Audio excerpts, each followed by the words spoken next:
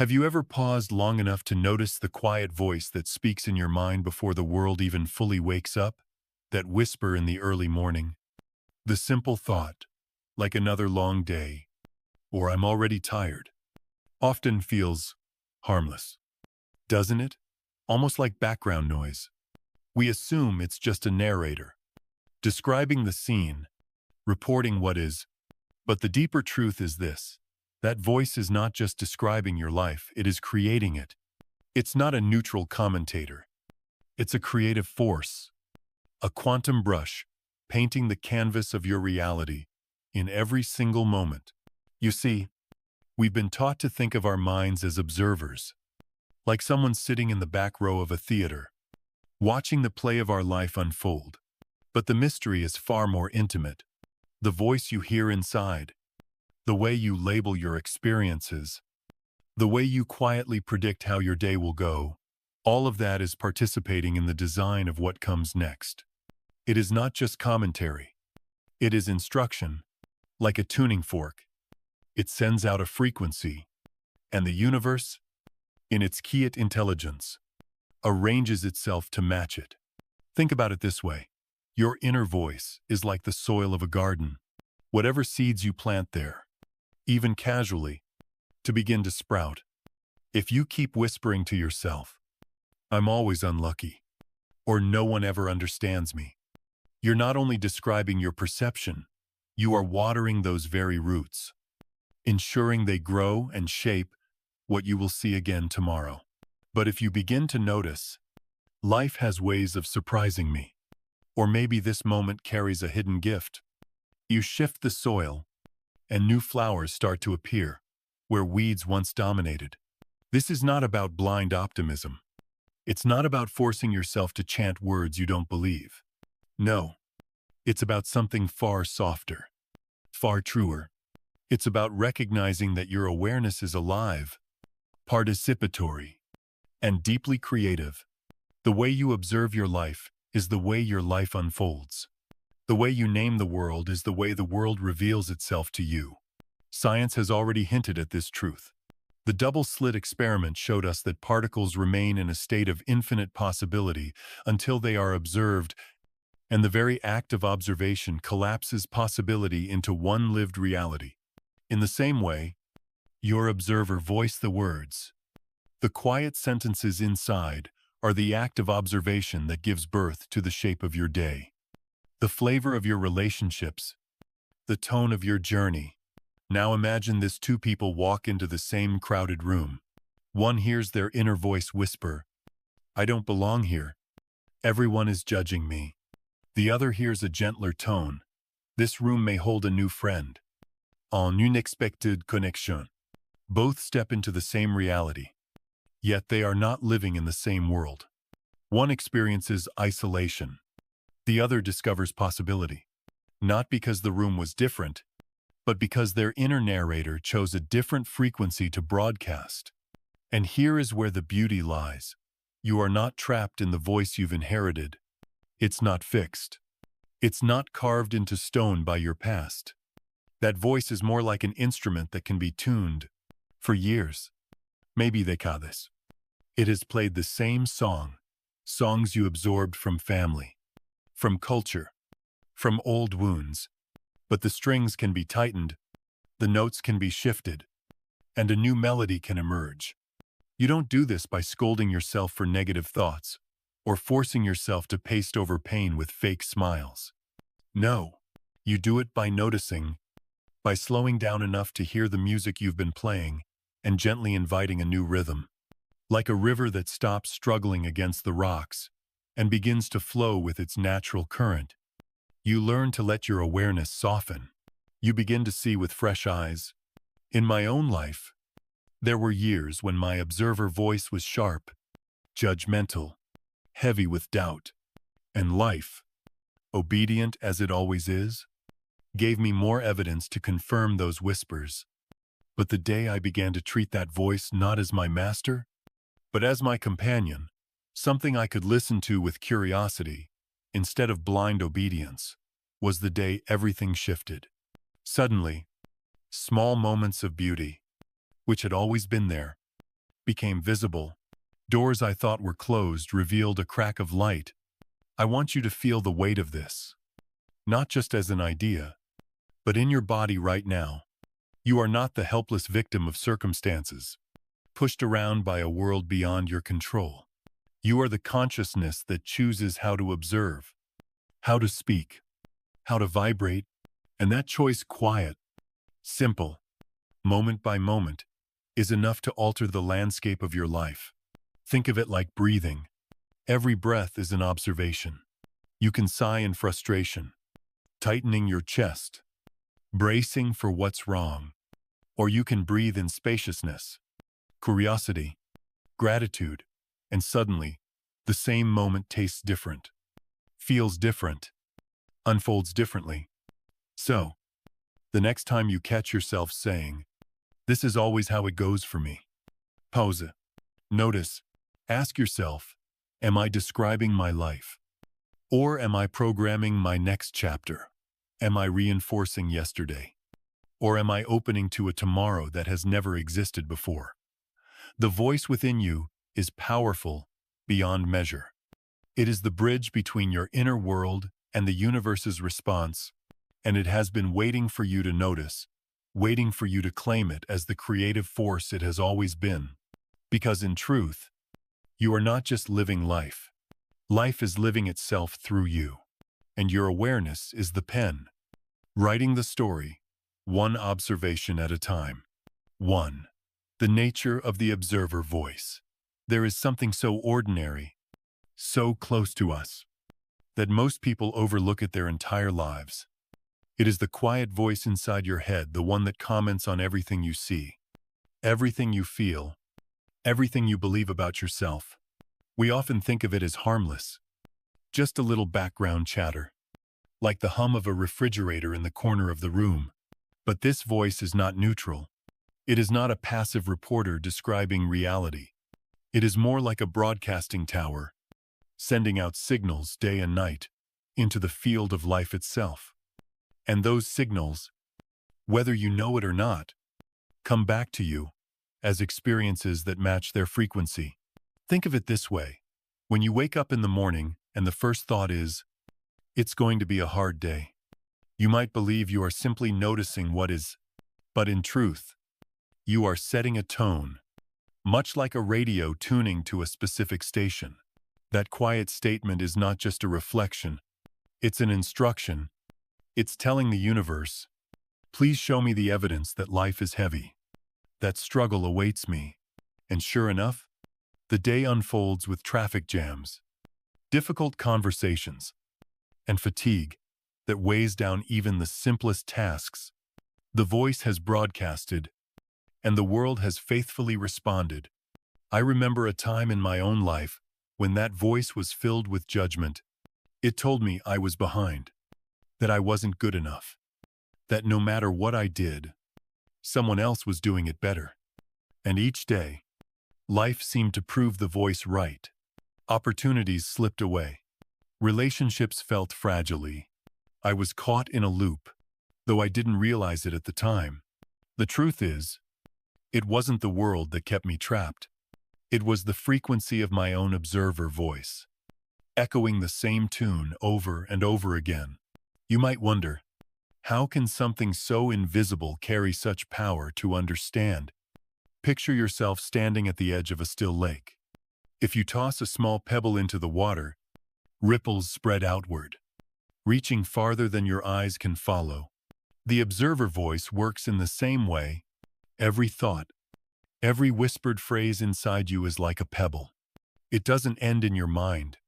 It ripples outward, shaping your emotions, influencing your body's chemistry, guiding your choices, and yes, even interacting with the people and events around you.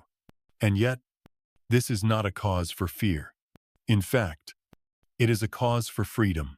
Because once you realize the voice is not neutral, you also realize you are not bound to its old recordings. You can begin to tune it, much like tuning the strings of a guitar. At first, it takes patience. The strings may be tight from years of neglect, but little by little, with gentle awareness, they begin to resonate differently. What I want you to hear, especially if you have lived many seasons of hardship, is that your observer voice is not your enemy. It has been shaped by survival, by family patterns, by culture, by the wounds you have carried. It learned to scan for danger, to predict disappointment, to prepare you for rejection. In some ways, it was trying to protect you. That is why we don't silence it with violence or shame. We meet it with understanding. We begin to recognize, this voice is repeating an old song, but I am not that song. I am the one who chooses what plays next.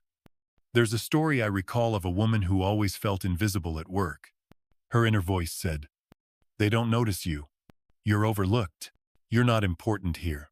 And sure enough, her experience seemed to confirm it. Her boss rarely mentioned her contributions. Colleagues seemed to speak louder in meetings, taking credit for ideas that she quietly offered. She thought the world was against her. But what she didn't realize was that her observer voice had been broadcasting invisibility. She entered rooms with a lowered gaze, spoke softly, and minimized her own value not out of weakness, but because her inner narrative had convinced her it was safer that way. When she began to notice the pattern, something changed. She started with small steps, writing down one moment of appreciation each day, allowing herself to believe that maybe, just maybe, she mattered more than her voice suggested. And as her inner frequency shifted, so did the outer world. A colleague asked for her opinion. A manager praised her insight. Eventually, she was invited into leadership, not because the world suddenly discovered her, but because she finally discovered herself. That is the power of the observer voice. It broadcasts not only to the universe but also to your own nervous system. When it whispers fear, your body contracts. When it murmurs hope, your chest expands. When it sings gratitude, your heart softens and your mind clears. So I ask you now, what station have you been tuned to? Are you playing the old songs of defeat, of scarcity, of loneliness? Or are you willing to tune your voice, even gently, towards something higher, toward the frequencies of possibility, of peace, of love? Because here is the truth. I learned the hard way: life does not simply happen to us. It happens through us. The world reflects the voice we carry within. And when you begin to change the broadcast, even slightly, you discover that reality has been waiting to harmonize with you all along. 2. The power of language. Language is not as innocent as we've been led to believe. Every word we speak, whether aloud or in the privacy of our own mind, carries weight. It's not just sound or thought. It is vibration. It is energy. In a way, every word is like a key punched into a great quantum system, unlocking a sequence of experiences that match its frequency. I used to think that complaining was harmless, that it was just a way of venting.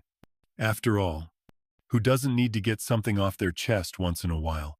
But what I came to realize, slowly and painfully, is that every complaint is not only shaping how I feel in that moment, it's also broadcasting a signal to life itself.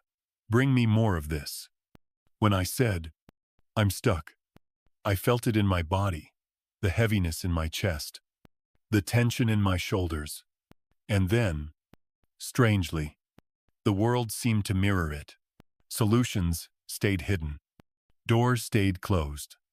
And I found myself moving in circles, reinforcing the very reality I wished would end.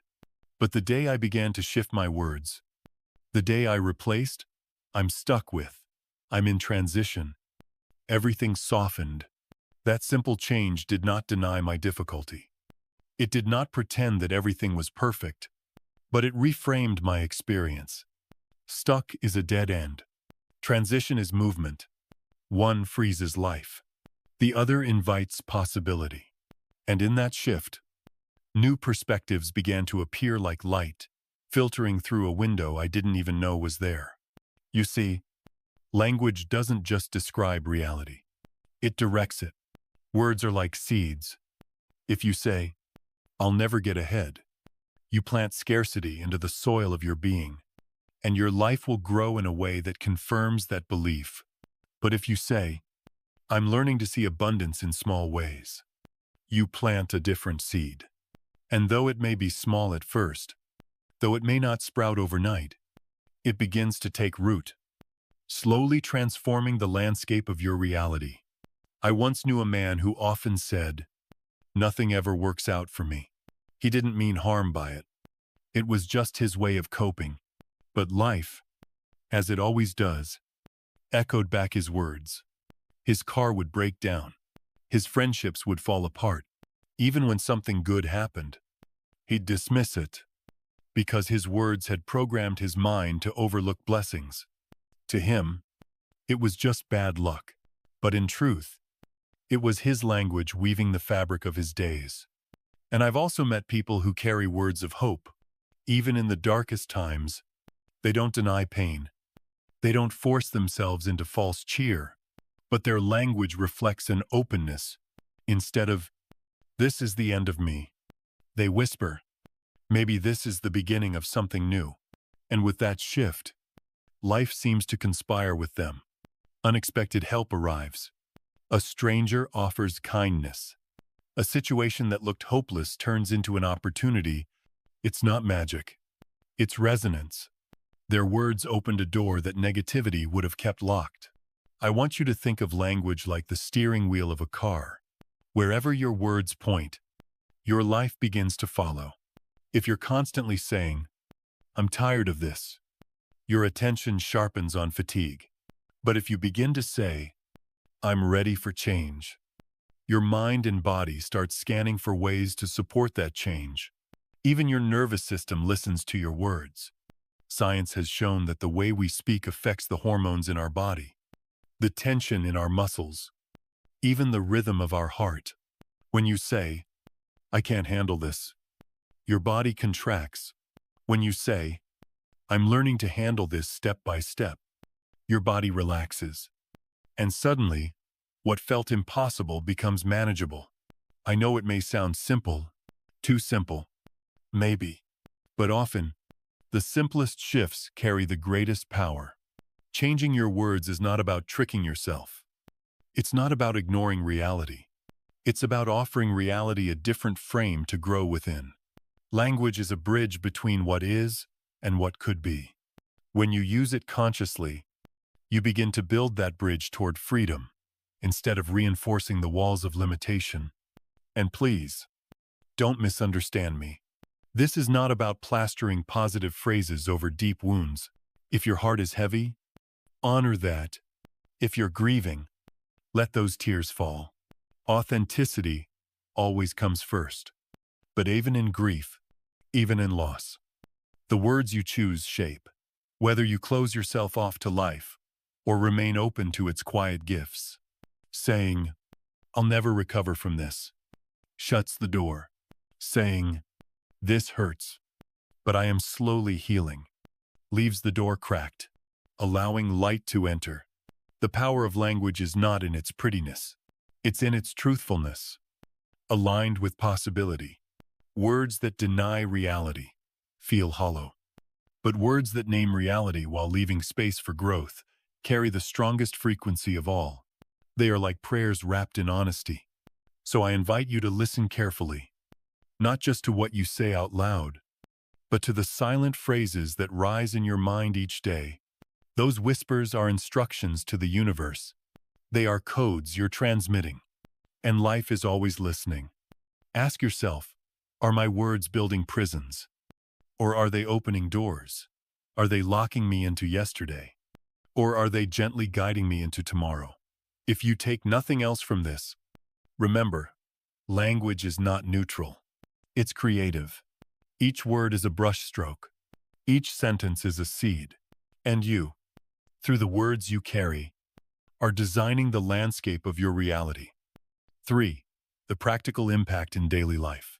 Have you ever noticed how two people can walk into the same room and walk out with completely different stories? One feels invisible, rejected, or judged. The other leaves with a new friend, a new opportunity, maybe even a new sense of belonging. The difference is rarely in the room itself. The difference is in the voice they carried with them as they stepped through the door. That inner voice, what we've been calling the observer voice, acts like a lens through which life is filtered.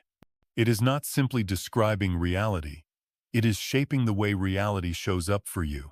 If that voice has been trained by years of loneliness, by wounds that taught you not to trust, it will walk into the room scanning for rejection.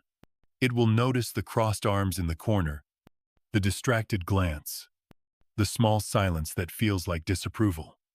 And soon, the entire room feels hostile, even if half the people in it are warm and welcoming. The voice has broadcasted, and life has echoed back. I remember walking into gatherings when I was younger, carrying the heavy story that I didn't belong. My voice whispered, "They won't like you here. You don't fit in." And without even knowing it, my body would shrink, my shoulders would hunch, my eyes would avoid contact, my words would stumble. People picked up on my energy, though no one could name it. And in their confusion, in their hesitation, I saw confirmation. See, I was right. I don't belong. But the truth was, I was the one unconsciously orchestrating the very experience I feared. This is how the observer voice works in daily life. It doesn't just color what you notice. It influences how you behave. And that behavior shapes how others respond. The loop feeds itself.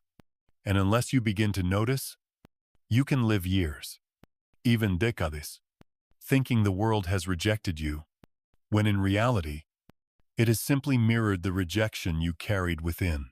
But here's the miracle. The same principle works in reverse. When the voice within you learns to scan for opportunity instead of rejection, for connection instead of isolation, the world begins to respond differently. The room is the same, but your experience is not. Your body language shifts. You make eye contact. You smile without realizing it. You listen with curiosity. And people feel that. They sense openness. They lean in. Conversations flow where silence used to sit. I once met a man who told me he had been painfully shy his entire life. He would enter a room convinced he was unworthy of anyone's attention. For years, his experience proved him right. Then, at some point in his middle age, he decided to experiment. Instead of repeating the silent mantra, "Nobody cares about me," he began whispering to himself before entering a room, "Maybe there's someone here who needs me." Just that.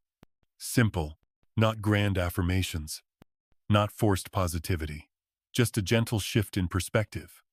And you know what happened? People started to approach him, not because the world had suddenly changed, but because his energy did. His voice had opened a door, and others walked through it. This isn't about pretending. It's about allowing a new possibility to exist. If you walk into a room with the voice of fear, the walls close in. If you walk in with the voice of curiosity, doors appear where you thought there were none. It's like walking down a street you've traveled 1,000 times, but suddenly, noticing the small garden you had overlooked, or the smile of a neighbor you had always rushed past. The world didn't change your way of observing, did? Think about how this plays out in relationships. If your inner voice insists, "People always let me down," then every small oversight from a friend will feel like betrayal. Every delayed call will sting. But if your voice whispers, "People are learning, just like I am," you give space for compassion. You notice effort instead of absence. And in that noticing, relationships grow instead of wither. Even in ordinary moments, the impact is profound. Standing in line at the grocery store, your observer voice can say, "This is a waste of time," and irritation rises. Or it can say, "This is a pause, a breath before the next thing," and suddenly the same moment feels peaceful. Sitting in traffic, the voice can tell you, "I'm trapped," and your chest tightens. Or it can murmur, "Maybe this delay is protecting me from something." and you soften into trust. The circumstances are the same. The experience is completely different. I know this may sound almost too simple, like words and perspectives couldn't possibly carry that much weight. But life has a way of proving it to us if we dare to test it. Try it in small ways. Walk into the next room and notice what your voice says. Is it scanning for signs you're not wanted, or is it quietly open to the idea that someone there might be glad to see you? That small choice in observation will ripple through your posture, your presence, and the entire encounter. We spend so much of our lives trying to change the outside world, trying to fix people, control outcomes, manage appearances. But the deeper truth is, the world is always taking its cue from the voice you carry inside. When you change the inner broadcast, the outer picture rearranges. So the next time you feel left out, or ignored, or invisible, pause. Instead of rushing to blame the room, listen to the whisper within. Ask it gently, what story are you telling right now? And is it the only story possible? Because the moment you ask, you create space. And in that space, a new story can begin. The impact of your inner voice in daily life is not small. It is everything. It's the difference between a world that feels cold and closed, and one that feels alive with possibility. And when you learn to guide that voice, even with the smallest shifts, you realize something simple but profound. You were never as powerless as you feared. Life was listening to you all along. 4. The quantum principle. There's a story in science that, to me, feels almost like a parable about life itself. It's called the double-slit experiment. At first glance, it looks like nothing more than light and particles passing through two tiny openings on a screen. But what it revealed is something astonishing, something that even today, physicists still wrestle with. When no one is watching, particles behave like waves. They scatter into infinite possibilities, creating patterns of probability. But the moment they are observed, the wave collapses. Out of all the limitless options, one specific outcome appears. Just think about that for a moment. Observation itself changes reality. Awareness is not passive. It participates, it chooses. Now, you might be wondering, what does a physics experiment have to do with your daily life? More than you can imagine. Because if observation can shape the path of a single particle, then what does your constant observation, your thoughts, your stories, your inner voice shape in the field of your life? The principle is simple but profound. You are not just watching life unfold. You are collapsing possibilities into actualities with every act of observation. The way you see, the way you name, the way you frame an experience is the very act that brings one version of reality into form and leaves the others behind. I remember the first time I truly let this idea sink in. It was both terrifying and liberating. Terrifying, because I realized how many times I had observed my life through the eyes of fear, through the voice of defeat, collapsing realities that mirrored my pain. But also liberating, because it meant I wasn't doomed to repeat that forever. If observation is the key, then I could learn to observe differently. I could choose to collapse new possibilities, not by force, but by presence. Think of it like this: every morning when you wake up, you stand before an unseen menu of infinite experiences. Some are heavy, some are light, some are filled with conflict, some with peace.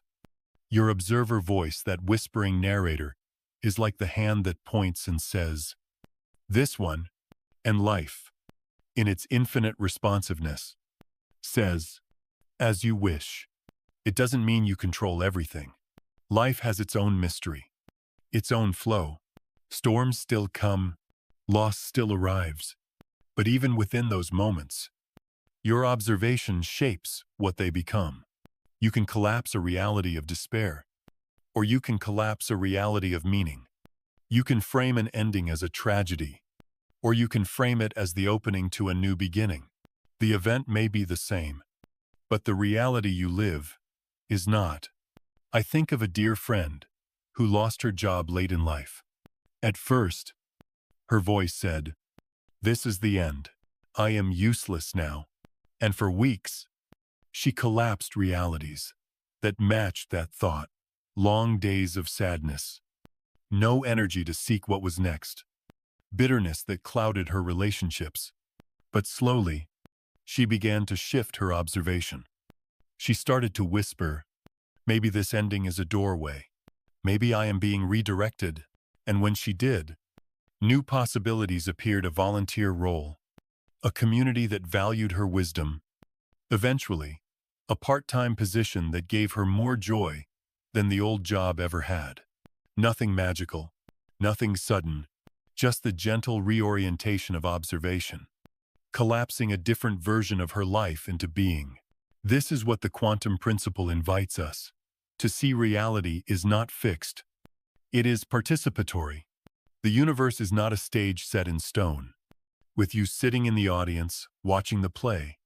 It is more like clay, and your awareness is the hand shaping it. And I want to be honest here. This is not about forcing yourself to think happy thoughts all the time. Life is richer, deeper than that. It's about knowing that even in difficulty, the way you observe matters. If you observe only with fear, you collapse possibilities that confirm it. If you observe with curiosity, you open to outcomes that surprise you. If you observe with gratitude, even in small doses, you align with realities that bring more reasons to be grateful. Sometimes the simplest shift in language reflects this shift in observation. Saying, "I'm stuck," collapses one kind of reality. Saying, "I'm in transition," collapses another. The event may look the same, but the life you experience is profoundly different. When I walk outside in the morning now, I try to remind myself what I observe is what I invite. If I only notice the noise, the distractions, the heaviness of the day ahead, then that is the reality that takes shape. But if I notice the sky, the stillness, the chance to begin again, then a different reality crystallizes. It's not always easy, but it is always possible. So I say to you, gently, but with conviction, you are not merely a spectator of your life. You are a participant in its unfolding. Every observation is a brushstroke on the canvas of your days. And if physics itself tells us that the observer changes what is observed, then let that truth be not just science, but a compass for your heart. Moment, you are invited to choose. To collapse despair or hope. To collapse anger or compassion. To collapse fear or trust. You don't need to get it perfect. You don't need to transform overnight. You just need to remember that your gaze, your voice, your awareness, they matter more than you've been taught to believe. Because in the end, the double-slit experiment is not only about particles and screens, it is about you and your life. Infinite possibilities surround you, waiting, and your observation, quiet, steady, intentional, is the act that brings one into reality. 5. Time is an illusion. We often live as though time is a chain around our ankles. The past pulls us backward. The future looms ahead, and we stumble somewhere in between, weighed down by what was and anxious about what might be. For most of us, the observer voice speaks in the language of history. Because this happened before, it will happen again. Because I failed yesterday, I will fail tomorrow. Because I was hurt then, I will always be hurt now. It is a voice built on memory. And while memory can be useful, it can also be a prison.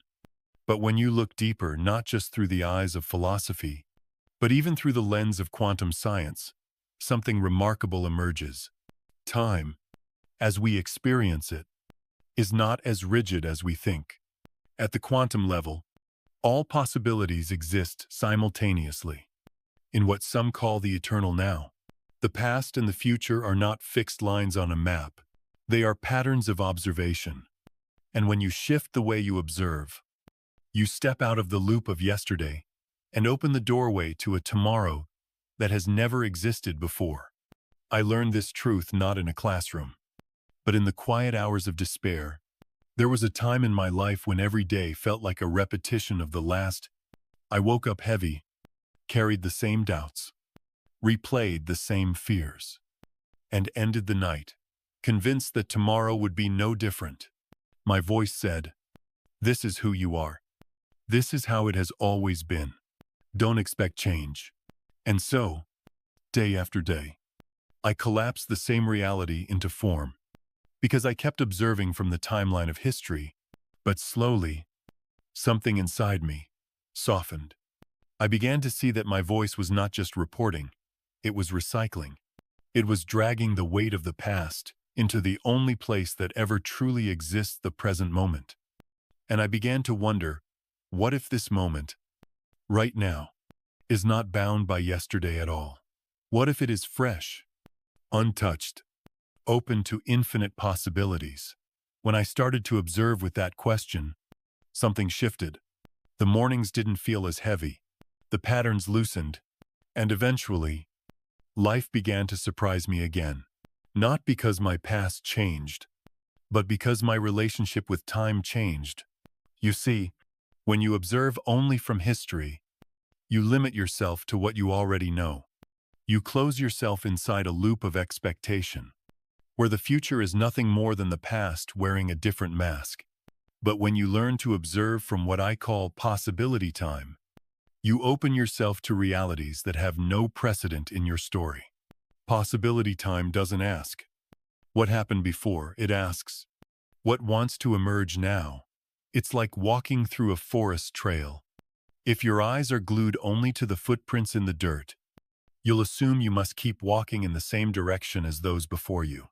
But if you lift your gaze, you might notice a hidden path through the trees, a clearing filled with light you never imagined. That path was always there, but history blinded you to it. Possibility time helps you see it. Think about how many of us carry the story of failure. Perhaps you tried to start a business once, and it collapsed. Perhaps you gave your heart in love, and it was broken. Perhaps you dreamed of something, only to watch it fall apart. The observer voice takes these events and writes a rule. See, this is who you are. This is how it always goes. And then you live inside that rule, as if your past is a prophecy. But what if the past is not a prophecy? What if it is simply one version of reality you once observed, and not the only version available to you now? Imagine saying, yes, that was my history, but it does not have to be my destiny. This moment is new. This moment is different. This moment is free. With that shift, you stop collapsing the same old story and start inviting something unimagined. Quantum science tells us that particles exist in potential until observed. In the same way, your future exists in potential until your consciousness calls it into form. And that call does not come from history. It comes from presence. When you anchor yourself in the eternal now, when you observe from curiosity instead of prediction, you allow life to surprise you. I have seen this miracle in the lives of people I love. A woman who carried decades of loneliness, convinced she would always be alone, whispered to herself one morning, "What if today is different?" That gentle observation cracked open a possibility. Weeks later, she met a friend who changed the course of her life. Not magic, not accident. A new observation collapsing a new reality. Time is an illusion in the sense that it convinces us we are bound to what was, but the truth, as simple and as profound as it sounds, is that you only ever live here now. And now is always fresh. Now is always unshaped. Now carries the seeds of realities you cannot yet see. So when your voice says, "Because this happened before, it will happen again," I invite you to pause. Ask yourself, is that true? Or is that just history speaking? And then, with as much courage as you can gather, whisper back, "This moment is new. I am free to observe differently."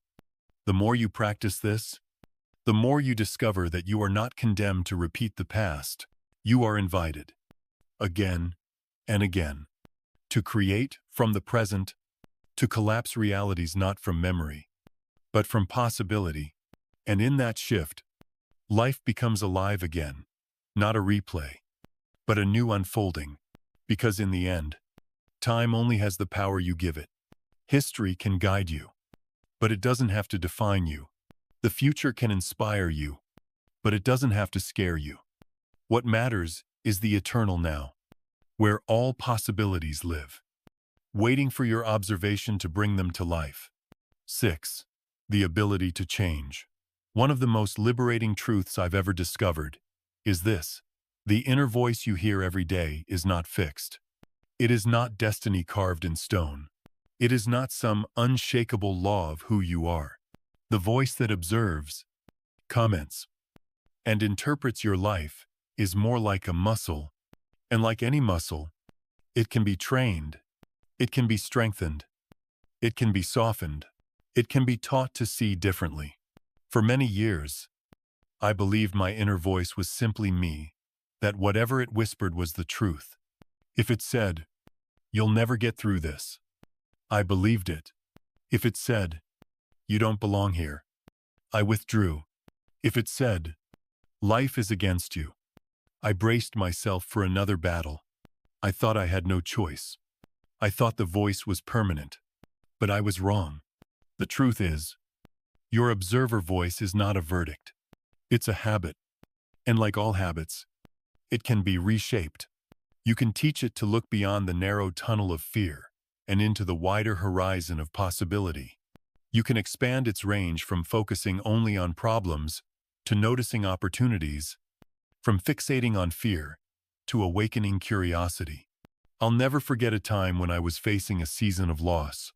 Everything felt uncertain.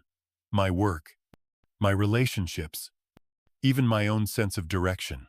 My inner voice was relentless. You failed. You can't recover. It's too late for you.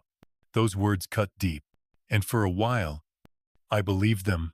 But then, something inside me asked a quiet question. What if this isn't the end? What if this is just a beginning? I cannot see yet. That single shift didn't erase my pain, but it cracked the window. It gave my inner voice permission to explore a different perspective. And over time, that perspective grew stronger, until the voice that once screamed of endings began to whisper of transitions, of hidden shifts, of new doors opening. That is the ability to change, not the erasure of difficulty, but the expansion of vision, not denying the fear, but reminding yourself that fear is not the only story. Think of it like adjusting the focus on a camera. At first, all you see is the blur of what's wrong, what's broken, what hurts. But when you adjust the lens, other details appear: the kindness of a friend, the lesson hidden in the loss, the strength you didn't know you carried. Those details were always there, but your voice didn't know how to see them. Training your observer voice is learning to adjust that lens, and it doesn't happen overnight. Just as a muscle grows through steady practice, your inner voice changes through gentle, consistent attention. You begin by noticing, by catching the old patterns as they arise. You hear the voice say, "This always goes badly." And instead of obeying it, you pause. You breathe. You ask, "Is that the only way to see this? What else might be true?" And in that pause, you create space. Space for a new voice, a new observation, a new reality. I once spoke with a man who had spent decades telling himself he was unlucky in love. Every heartbreak, every disappointment became fuel for that story. And his voice kept repeating it: "You're destined to be alone." But when he finally dared to challenge that pattern, when he began to whisper, "I am learning how to love better," something shifted. He didn't find the right person overnight, but he noticed how he carried himself differently, how he opened up instead of shutting down, how he gave and received kindness more freely. And in time, love did find him. not because the world suddenly changed, but because he changed the way he observed himself within it. The ability to change your inner voice is one of the most powerful freedoms you have. And it doesn't require perfection, it only requires willingness. Willingness to pause, willingness to question, willingness to try on a new perspective, even if it feels unfamiliar at first. Sometimes, it's as simple as shifting one word. Instead of saying, "I'm broken," you say, "I'm healing." Instead of, "I'm lost," you say, "I'm searching." Instead of, "I'm stuck," you say, "I'm transitioning." These are small changes, but they carry immense weight. They take your observer voice out of a corner and give it space to breathe. You may ask, but isn't that just pretending? No. Pretending is denying what is dis. This is different. This is reframing what is in a way that leaves the door open to what could be. It's acknowledging the truth while refusing to shut down possibility. I know how it feels to think change is impossible, to feel like the voice inside is too loud, too old, too ingrained. But I promise you this, if you can hear the voice, you can shift it. Awareness itself is the beginning of change. The moment you notice, this is my old pattern speaking, you are already one step free from it. Because noticing means you are no longer entirely inside the voice. You are observing it. And that gap, small as it may be, is where transformation begins. So I invite you, gently, to experiment. Tomorrow morning, when you wake, listen closely to your first thought. If it is heavy, don't fight it. Don't shame it. Simply add another layer. This is one way of seeing, but I am also open to a new way. That simple practice, repeated over time, will train your voice to expand. Your observer voice is not your destiny. It is your instrument. And like any instrument, it can play songs of despair or songs of hope. The choice, little by little, belongs to you. 7. Conscious practice awareness is like a muscle. If you don't use it, it grows dull. If you tend to it gently, it becomes strong and alive. That's why conscious practice is not about grand gestures or sudden transformations. It's about the small pauses you make each day, the moments when you step back, breathe, and ask yourself not only what you are seeing, but how you are seeing. Most of us go through the day on autopilot. We rush from one task to the next, letting our observer voice run old scripts without even noticing. And those scripts, often shaped by years of habit, pull us into the same loops: worry, frustration, disappointment. Conscious practice is the art of interrupting that cycle. It is choosing to stop, even for a few breaths, and ask, if I looked at this with gratitude, what would I notice? If I looked at this with curiosity, what would appear that I've been missing? It may sound simple, but in truth, it is revolutionary. Gratitude, for instance, is not about pretending everything is perfect. It is about training your eyes to notice what is already supporting you, what is already good. Even in the middle of struggle, you might be in a waiting room, anxious about news you don't want to hear. Gratitude does not erase the fear, but it can open you to the small kindness of the chair, holding your weight, the breath still moving through your body, the sunlight filtering in through the window. These details matter. They steady you. They change the frequency of your observation. And when your observation changes, so does your experience. Curiosity works the same way. Where fear says, "This is a disaster," curiosity asks, "What if this situation is trying to teach me something? What if it holds a gift I cannot see yet?" Curiosity softens the edges of fear. It loosens the tightness of control. And in that loosening, new perspectives appear. A closed door begins to look like redirection. A delay begins to look like protection.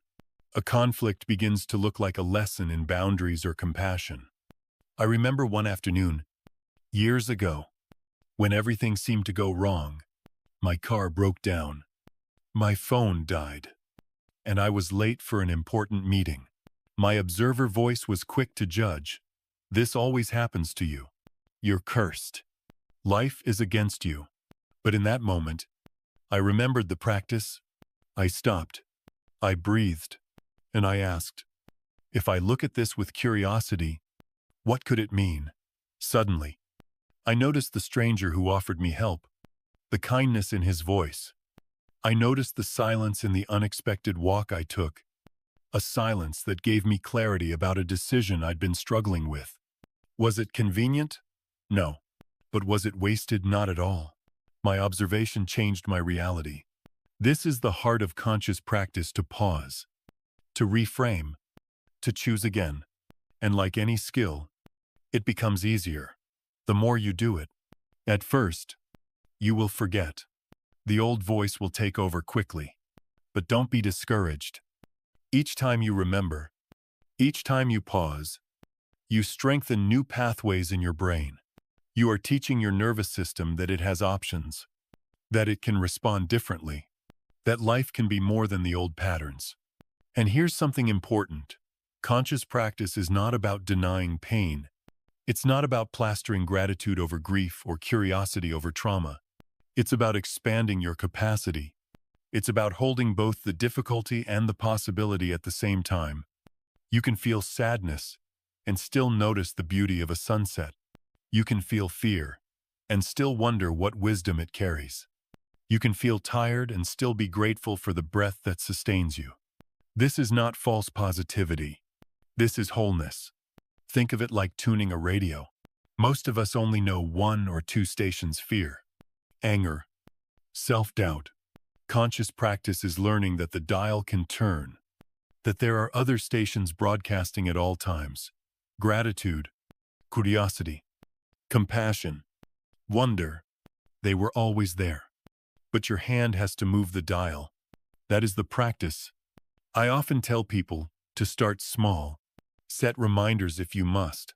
3 times a day. Stop for 30 seconds. Ask yourself, how am I observing this moment?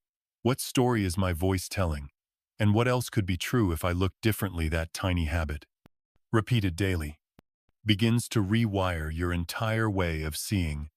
Over weeks, then months, you notice life opening in ways you never thought possible. And there is a collective ripple. 2. When you practice conscious observation, the energy you emit changes. People around you feel it. They respond differently. You may not notice it first, but little by little, your relationships soften. Strangers smile. Opportunities come your way. The outer world rearranges itself to match the inner frequency you are practicing. This is why conscious practice is so powerful. It turns ordinary moments into sacred classrooms. The traffic jam becomes a chance to practice patience. The argument becomes a chance to practice listening. The quiet morning becomes a chance to practice gratitude. Every moment is material for transformation, not because the world changes, but because you choose to see differently. So, as you go through your day, I invite you to pause, to notice, to ask those gentle questions. If I looked with gratitude, what would I see? If I looked with curiosity, what might appear? It may not change everything overnight, but it will begin to change you. And when you change, the world cannot help but change with you.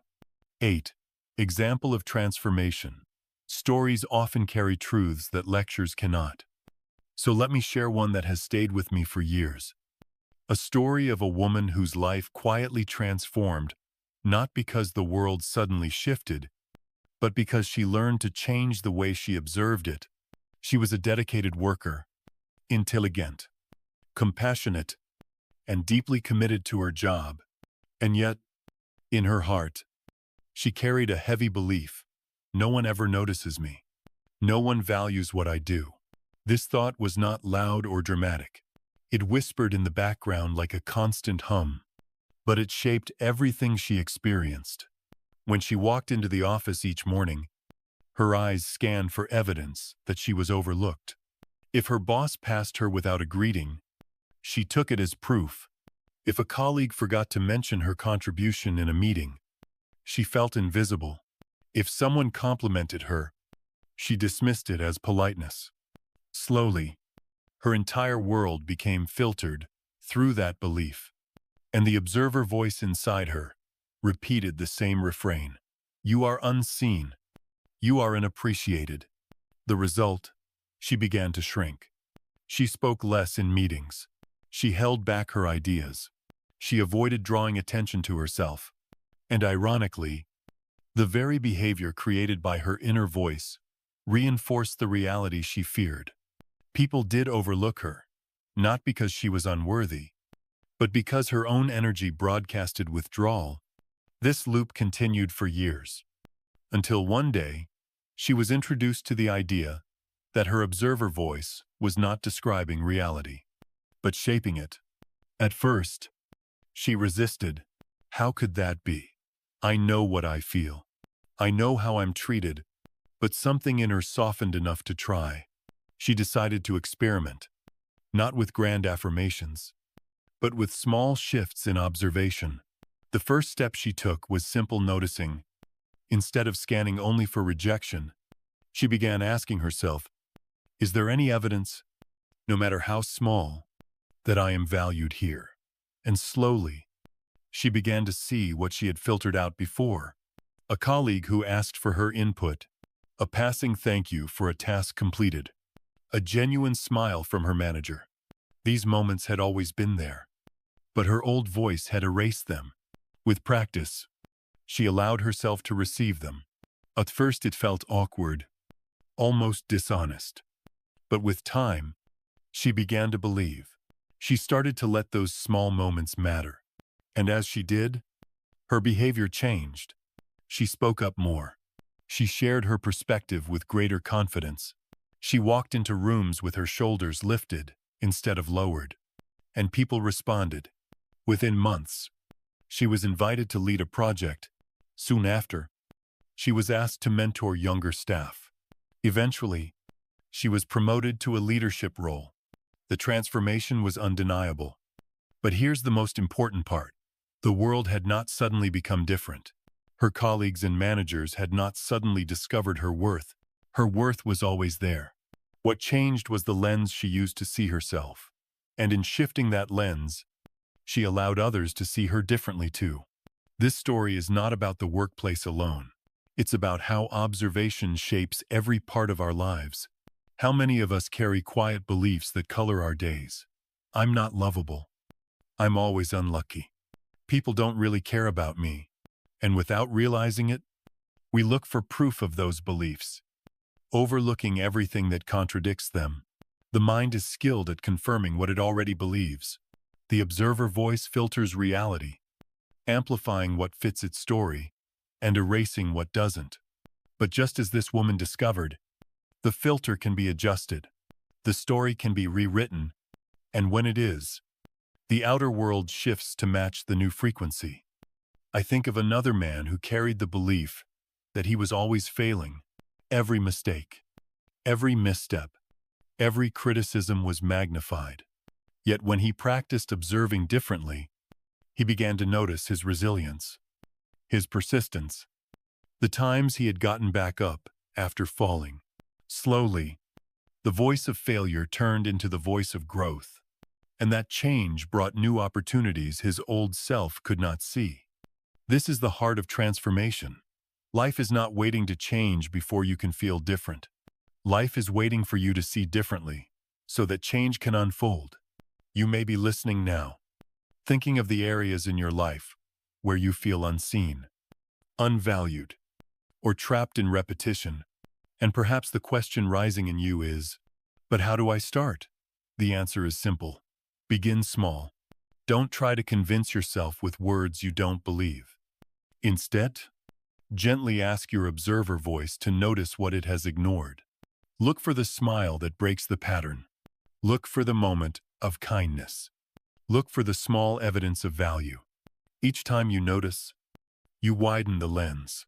Each time you widen the lens, you collapse a new reality. And soon, Like the woman in the story, you may find that the world reflects back to you a version of yourself you had long forgotten, a self that is worthy, seen, and deeply valued. So, remember this. Your reality is not only shaped by what happens, but by the way you observe what happens. Change the observation, and life cannot help but rearrange itself in response. 9. Collective impact. We often think of our inner life as private, something sealed off within the borders of our own skin. We imagine that our thoughts, our emotions, and the way we observe the world belong only to us. But the truth is, nothing inside us exists in isolation. Every choice of perception, every shift in how we observe reality, sends ripples far beyond what we can see. Think of it this way: when you walk into a room filled with people, you carry a presence. It is not something you need to announce with words. It is felt in the way your shoulders rest, the way your eyes soften or harden, the way your voice either sharpens with fear or steadies with kindness.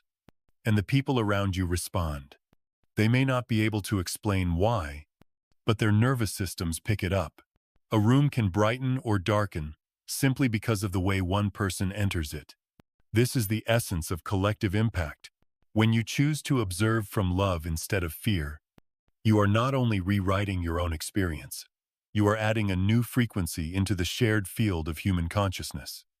Like adding one more note to a song, your observation becomes part of the music the world is listening to, whether it knows it or not.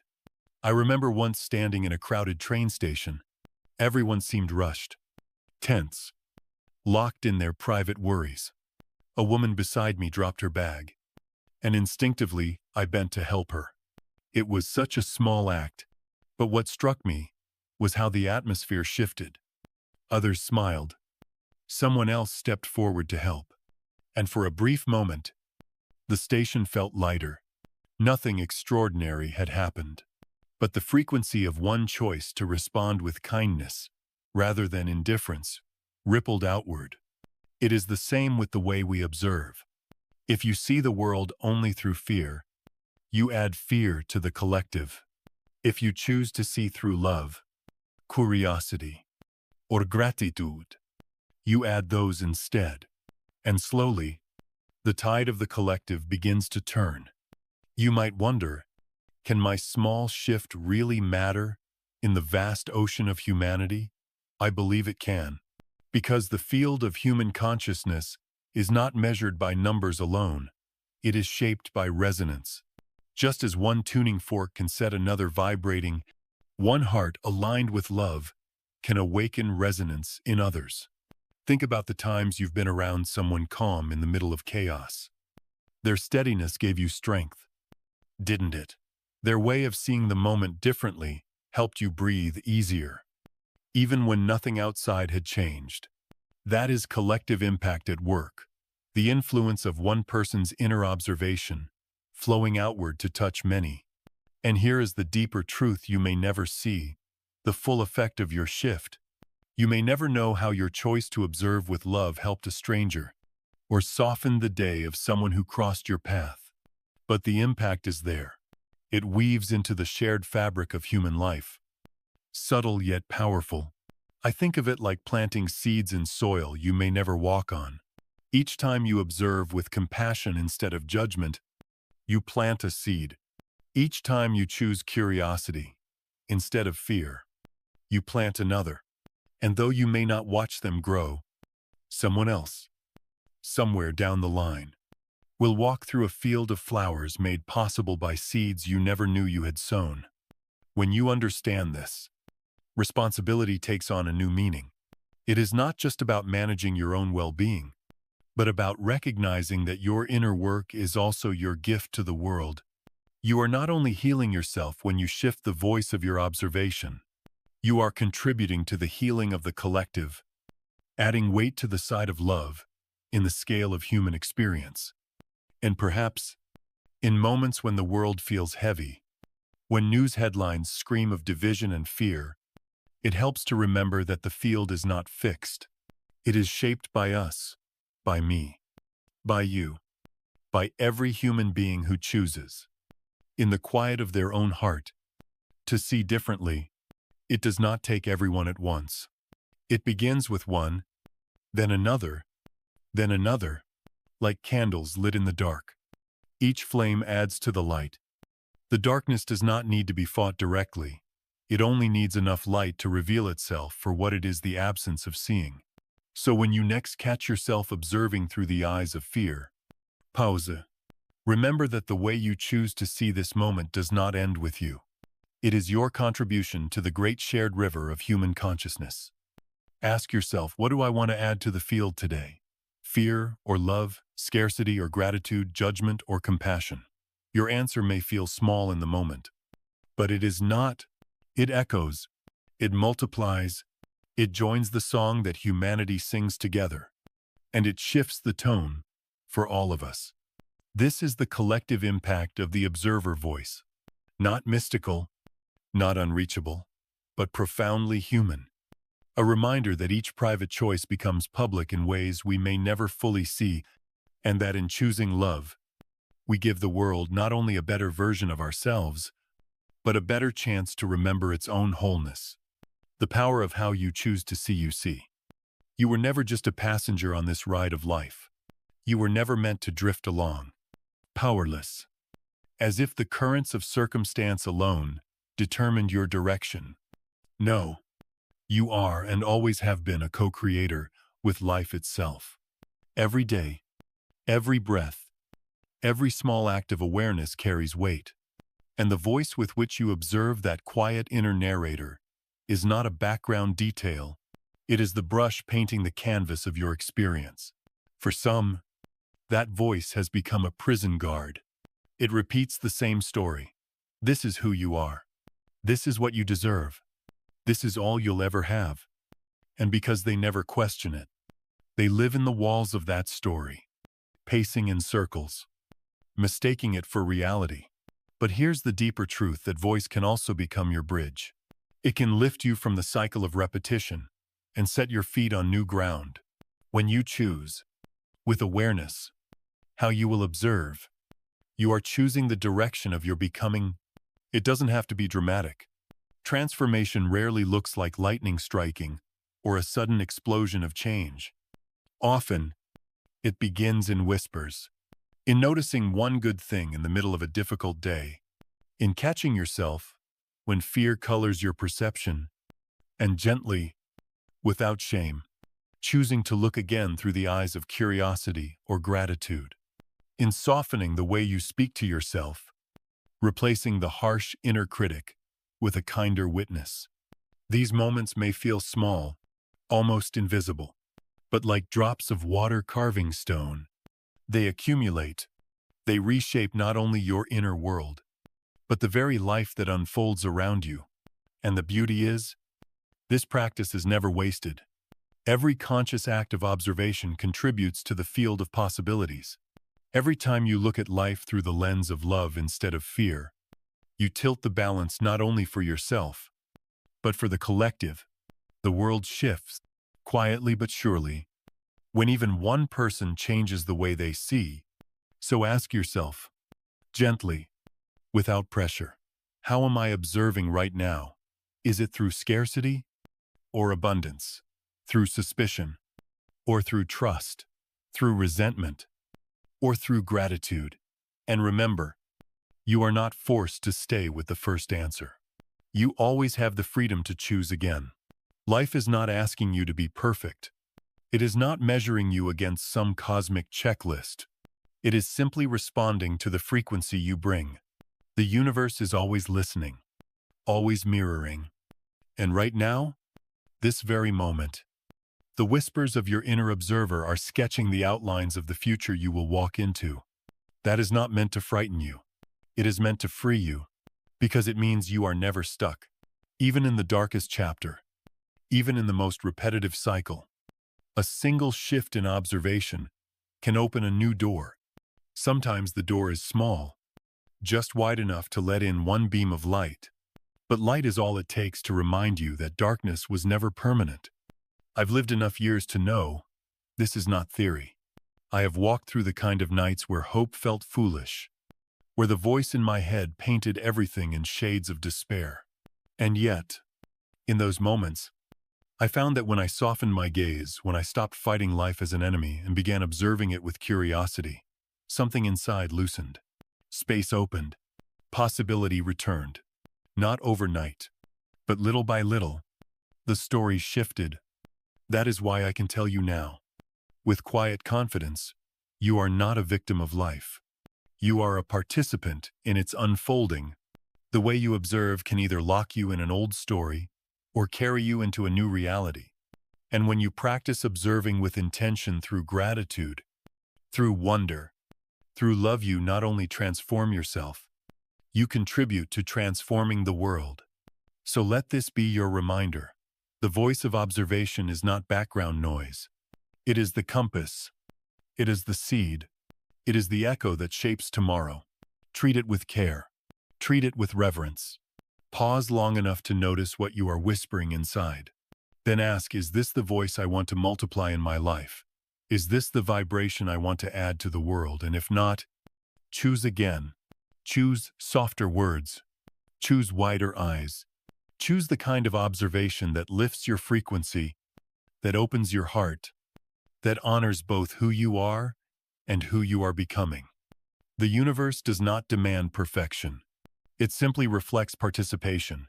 And in choosing love, in choosing gratitude, in choosing to observe with openness, you are already reshaping the landscape of your days. So, breathe, trust, look with fresh eyes, because just by changing the way you observe, you are already changing the course of your life. And perhaps, without even knowing it, you are changing the world as well.